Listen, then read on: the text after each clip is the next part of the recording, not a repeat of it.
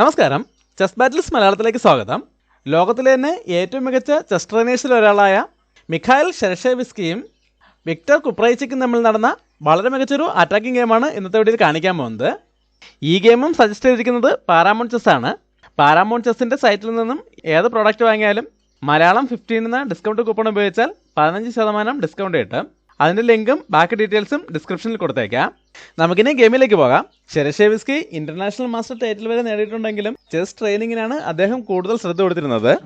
ഇന്ന് ലോകത്ത് ഏറ്റവും കൂടുതൽ ചെസ് പ്ലേയേഴ്സ് റെഫർ ചെയ്യുന്ന ദ ഷെർഷേവിസ്കി മെത്തേഡും എൻഡ് ഗെയിം സ്ട്രാറ്റജിയും ഇദ്ദേഹത്തിൻ്റെ പുസ്തകങ്ങൾ തന്നെയാണ്. ഈ ഗെയിമിൽ ഷെർഷേവിസ്കി വൈറ്റ് സൈഡും കുപ്രൈച്ചിക്ക് ബ്ലാക്ക് സൈഡുമാണ് കളിക്കുന്നത്. വൈറ്റ് D4 മുതൽ ഗെയിം സ്റ്റാർട്ട് ചെയ്യുന്നു. ബ്ലാക്ക് നൈറ്റിനെ F6 ഡെവലപ്പ് ചെയ്യുന്നു. ഇന്ത്യൻ ഗെയിമാണ്. വൈറ്റും നൈറ്റിനെ F3 ഡെവലപ്പ് ചെയ്യുന്നു. ബ്ലാക്ക് E6 മൂവ് ചെയ്യുന്നു.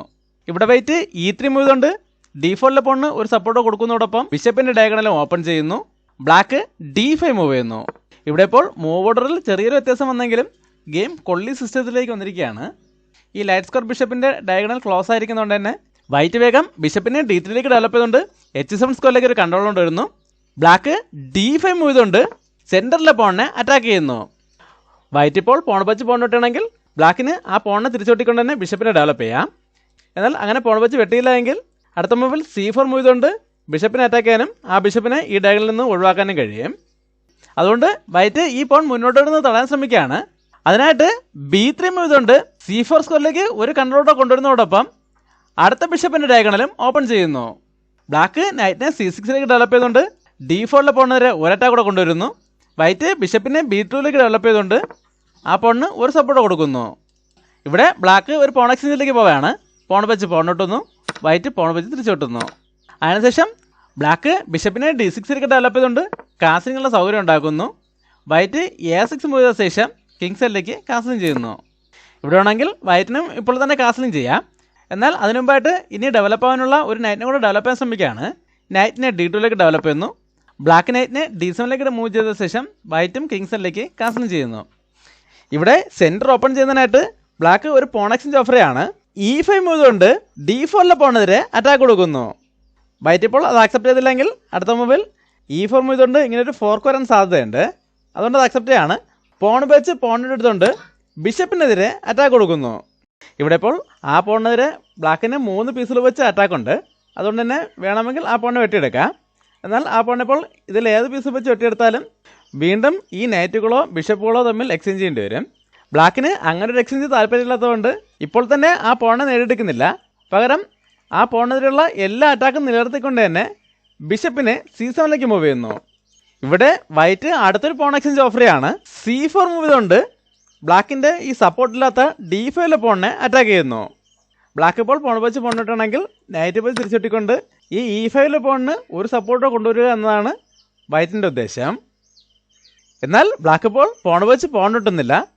അറ്റാക്കിലുള്ള പോണിനെ D4 മൂവ് ചെയ്തുകൊണ്ട് ഈ ബിഷപ്പിൻ്റെ ഡയഗണൽ ക്ലോസ് ചെയ്യുന്നതോടൊപ്പം ഒരു പോണിനെ കൂടെ സാക്രിഫൈസ് ചെയ്യുന്നു. വളരെ വ്യക്തമായൊരു പ്ലാനോട് കൂടിയാണ് ബ്ലാക്ക് ഇപ്പോൾ ഒരു പോണിനെ കൂടെ സാക്രിഫൈസ് ചെയ്തിരിക്കുന്നത്. വൈറ്റ് അത് അക്സെപ്റ്റ് ചെയ്യുകയാണെങ്കിൽ നൈറ്റ് വെച്ച് നൈറ്റിനെ വെട്ടാം.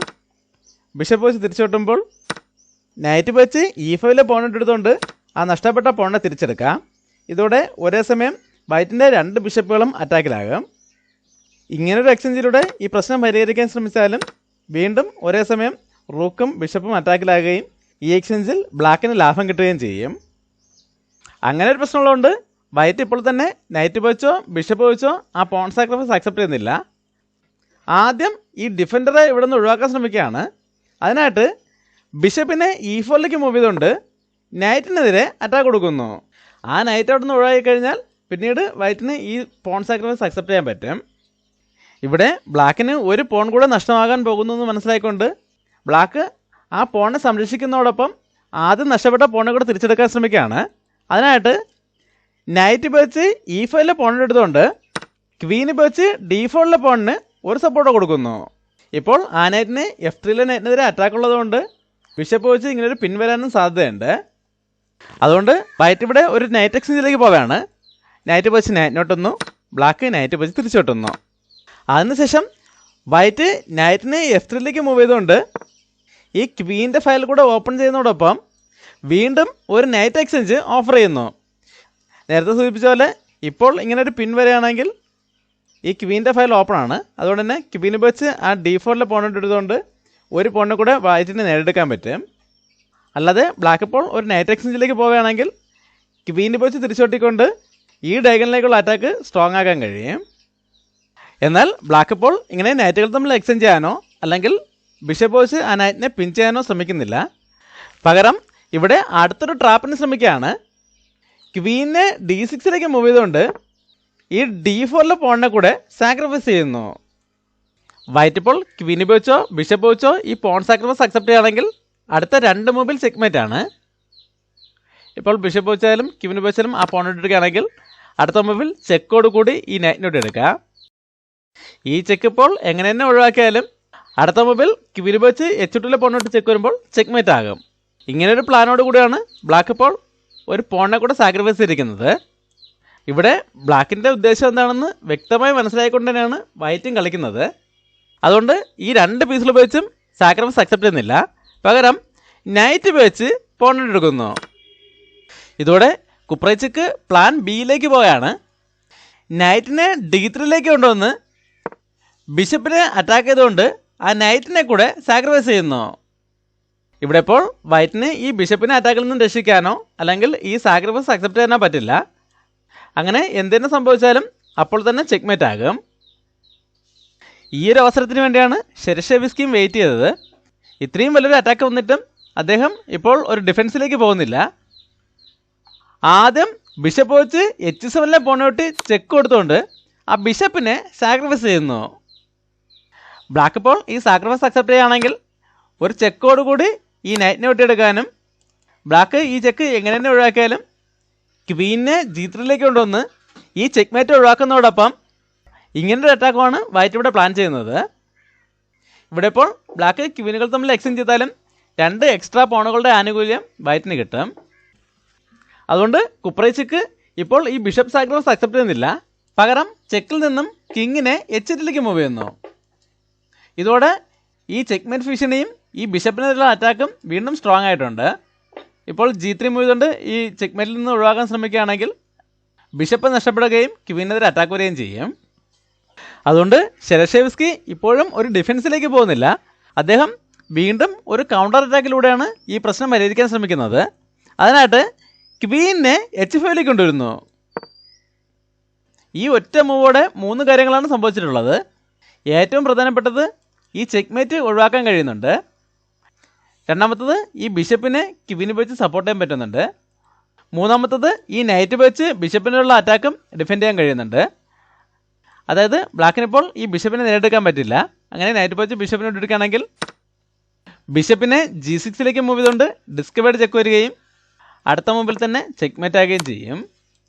അതുകൊണ്ട് കുപ്രൈച്ചിക്ക് ഇപ്പോൾ ഈ ബിഷപ്പിനെ നേടിയെടുക്കുന്നതിന് പകരം ഈ ചെക്ക്മേറ്റ് ഒഴിവാക്കാൻ ശ്രമിക്കുകയാണ്. അതിനായിട്ട് നൈറ്റിനെ F4ലേക്ക് മൂവ് ചെയ്തുകൊണ്ട് ക്വീനെതിരെ അറ്റാക്ക് കൊടുക്കുന്നു. ഇപ്പോൾ ബിഷപ്പിനെ മാറ്റിക്കൊണ്ട് ഡിസ്കവേർഡ് ചെക്ക് കൊടുക്കാൻ പറ്റില്ല. അങ്ങനെ കൊടുക്കുകയാണെങ്കിൽ നൈറ്റ് വെച്ച് ക്വീനോട്ട് എടുക്കുന്നതോടെ ആ ചെക്ക് ഇല്ലാതാകും. അതുകൊണ്ട് ഷെർഷെവിസ്കി തൽക്കാലത്തേക്ക് ക്വീനോട് നിന്ന് മാറ്റാണ്. ഇതേ അറ്റാക്ക് നിലനിർത്തിക്കൊണ്ട് തന്നെ ക്വീനെ H4ലേക്ക് മൂവ് ചെയ്യുന്നു. ഇതോടെ ക്വീൻ അറ്റാക്കിൽ നിന്ന് ഒഴിവായിട്ടുണ്ട്. അതുകൊണ്ട് തന്നെ ഇനി അടുത്ത മൂവിൽ നേരത്തെ കണ്ട പോലെ ബിഷപ്പിനെ G6ലേക്ക് മാറ്റിക്കൊണ്ട് ഡിസ്കവേർഡ് ചെക്ക് കൊടുക്കാനും വളരെ വേഗത്തിൽ ചെക്ക്മേറ്റ് ചെയ്യാനും അവസരമുണ്ട്. എന്നാൽ വൈറ്റിൻ്റെ എല്ലാ പ്രതീക്ഷകളും തകർത്തുകൊണ്ടാണ് ബ്ലാക്കിൻ്റെ അടുത്ത മൂവ് വരുന്നത്. ഈ വീഡിയോ ഒന്ന് പോസ് ചെയ്ത ശേഷം ബ്ലാക്കിൻ്റെ അടുത്ത മൂവ് എന്താണെന്ന് കണ്ടുപിടിക്കാൻ ശ്രമിക്കുക.